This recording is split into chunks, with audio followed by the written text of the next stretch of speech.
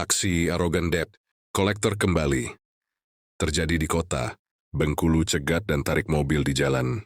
PGMTV aksi arogan debt collector atau mata elang kembali terjadi dengan merampas kendaraan secara paksa di jalanan. Kejadiannya tadi siang pukul 11.30 WIB di Jalan Raya Kota Bengkulu, keluar dari 100 meter dari hotel Nala Pantai Panjang Kecamatan Gading Cempaka. Mereka menarik paksa tanpa ada kompromi. Rabu, 2011-24, ini terjadi pada Kepala Desa Telangrami yang akrab dipanggil Sriani Kecamatan Seluma Utara Kabupaten. Seluma yang memakai mobil saudara. Suryono dirampas oleh diduga debt collector yang berjumlah plus 25 orang memakai cara premanisme dan penipuan. Sriani membeberkan kejadian yang sebenarnya saat ditemui dan dimintai keterangannya oleh awak media. Kejadiannya, dirinya mengatakan kehilangan uang, Blue 600 Kia, koper tas rusak.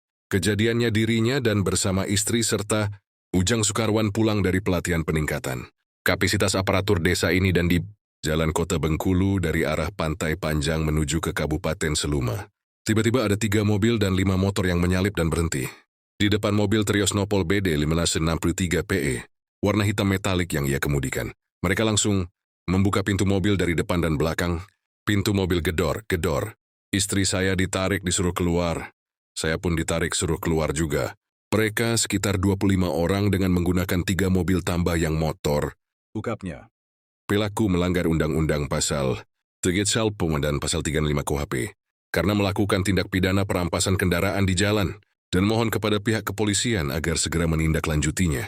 Pungkasnya, Kapolri Jenderal Pol memerintahkan kepada seluruh kanitres jajaran perintah Kapolda agar laksanakan giat operasi premanisme dengan sasaran utamanya adalah debt collector alias si mata elang.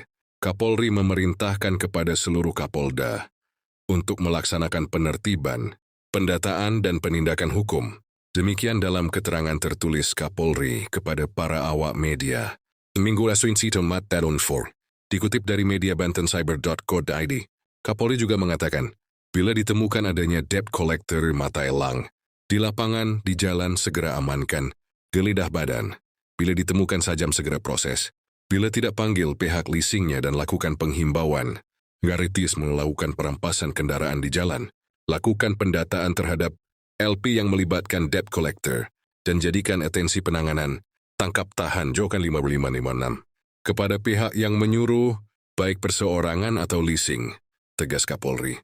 Kapolri Jenderal Listio Sigit Prabowo dengan tegas mengatakan, laporkan kegiatan debt collector setiap hari ke Polres atau ke Polsek setempat. Kapolri Jenderal Listio Sigit Prabowo menegaskan, kalau ada debt collector hendaklah masyarakat grebek tangkap. Catatan, serahkan ke polisi di Polres atau Polsek terdekat, karena mereka tidak jauh bedanya dengan seperti para begal. Mereka termasuk melakukan pembegalan terang-terangan dengan mengatasnamakan debt collector dan leasing. Kapolri Jenderal Listio Sigit Prabowo meminta kepada semua pihak terkait untuk membagikan informasi ini kepada semua rakyat Indonesia, agar masyarakat tidak diintimidasi dan diteror oleh yang namanya debt collector, alias si mata elang bank.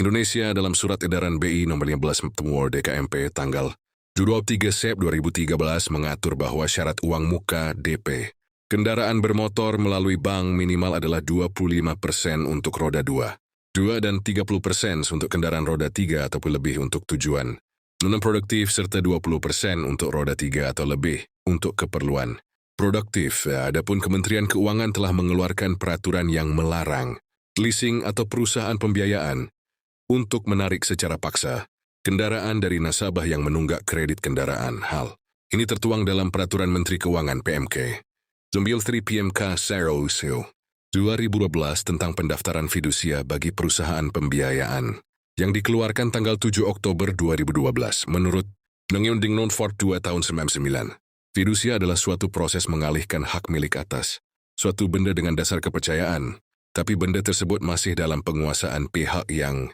pengalihkan. Fidusia umumnya dimasukkan dalam perjanjian kredit kendaraan bermotor.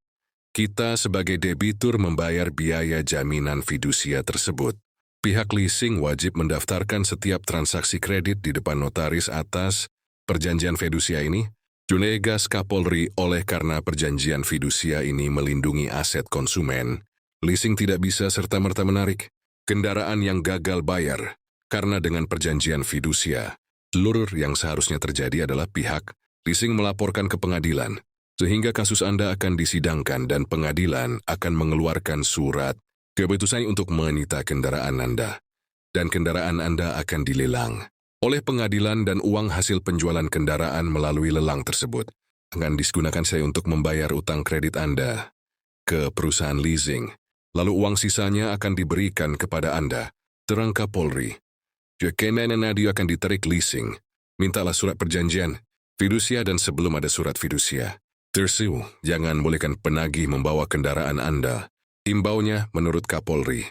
Jika pihak leasing membawa sepucuk surat fidusia yang ternyata adalah palsu, silakan Anda bawa ke hukum, pihak leasing akan didenda minimal 5 miliar. Tindakan leasing melalui debt collector mata elang yang mengambil secara paksa kendaraan di rumah merupakan tindak pidana pencurian, dan jika pengambilan dilakukan di jalan, itu merupakan tindak pidana perampasan. Mereka bisa dijerat pasal 3 8, pasal 3 dan 5 KUHP ayat 2, 3, 4 junto. Yusufnya untuk menghentikan tindakan semena-mena dari mata elang atau debt collector. Oke, hari ini kita dapat informasi bahwa mobil Pak Sriani ini disita di jalan ya. Atas nama Suryono. Kemarin sudah datang ke sini mau balik nama, alasan tidak bisa ya dari leasingnya. Kemarin saya mendampingi Bapak ini sendiri mau balik nama tapi tidak bisa. Tapi kata Pak Darmawan sendiri kemarin, Pak Darmawan itu bicara dengan saya, oke Bang, pokoknya yang penting bayar. Nah kemarin sudah ditagih sama orang leasing, itu kemarin sudah dibayar bulan ini ya, 10. Sampai bulan 10. Sampai bulan 10. Angsuran ke-10. Angsuran ke-10 dan janjinya tanggal 30 ini mereka bayar lagi. Mau berencana bayar lunas, tapi setelah kita dapat informasi hari ini mobil disita oleh Mattel dari PT ABM ya. Dari PT ABM, bukan dari MUB. Tidak ada orang leasing MUB sama sekali. Informasi disita di jalan di Pantai Panjang. Jam berapa nih? Setengah 12. Disita di jalan bersama 25 orang. Tidak ada dari APH, dari Kejaksaan, itu tidak ada sama sekali. Jadi di sini apapun bentuknya itu tindakan kejahatan. Termasuk leasingnya menutupi kejahatan. Jadi kita minta kepada Kapolda, Kapolres untuk tindak lanjut yang namanya Mattel, yang namanya PT ABM. Itu kita minta tindak lanjutnya. Karena tidak sesuai dengan Undang-Undang Perlindungan Konsumen RI nomor 8 tahun 99. Jadi kita minta tindak lanjutnya, kita dari Perkumpulan Media Provinsi Bengkulu, kita minta mereka APH yang terkait Kejaksaan itu tindak lanjut yang namanya perampasan di jalan. Apapun bentuknya itu, mata elang, eksternal, jangan ada toleran. Jangan ada backing-backingan. Karena itu sudah menyalahi aturan. Walaupun misal konsumen ini salah, tidak bisa namanya disita di jalan. Itu undang-undang sudah jelas. Kenapa tidak dilaporkan ke APH? Kenapa tidak ditangkap APH yang menangkapnya? Bukan mereka eksternal. Itu namanya pencurian di siang hari. Asli begal, wajib itu jelas.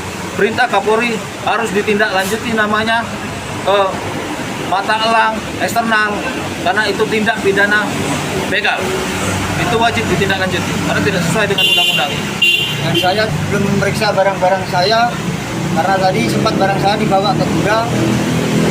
Dia antar ke sini sama Maxim, aku juga yang suruh bayari, tapi pemeriksaan barang-barang juga belum secara rinci apa yang ada yang hilang atau tidak saya nggak tahu. Jadi jelas di sini begal di jalan Provinsi Bengkulu ini harus ditindak tegas sama Kapolda Bengkulu. Saya minta Kapolda Bengkulu dan Kapolri, Habib Propam segala macam yang terkait permasalahan ini harus turunkan.